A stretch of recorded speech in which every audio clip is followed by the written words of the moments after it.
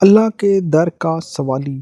ایک بوڑھا شخص صبح کے وقت بھیک مانگنے نکلا اور ایک مسجد کا دروازہ کھلا دیکھ کر اس نے صدا لگانی شروع کر دی کہ ہے کوئی جو اس بوڑھے کو خیرات دے۔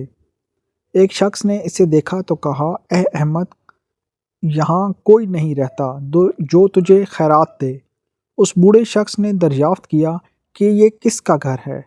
وہ شخص کہنے لگا کہ یہ اللہ کا گھر ہے۔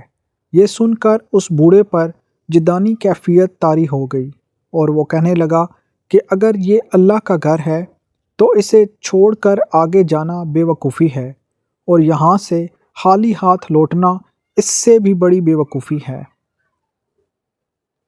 میں تو آج تک کبھی اللہ کے کسی بندے کے در سے خالی ہاتھ نہیں لوٹا، تو پھر اس رب کے گھر سے خالی ہاتھ کیسے لوٹ سکتا ہوں؟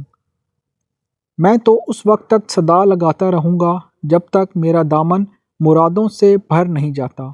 یہ کہنے کے بعد وہ بوڑھا شخص مسجد کے دروازے پر بیٹھ گیا اور 1 سال تک وہیں بیٹھا صدا لگاتا رہا، اور نوبت یہاں تک پہنچ گئی کہ کمزوری کا غلبہ اس پر چھانے لگا۔ ایک شب ایسی حالت میں اس کا دل ڈوب رہا تھا کہ ایک شخص چراغ ہاتھ میں لیے اس کے پاس آیا اور اسے مال دیا۔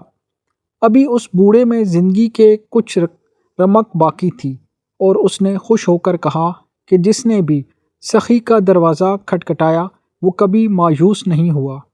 البتہ شرط صرف اتنی ہے کہ سوالی صابر و شاکر ہو۔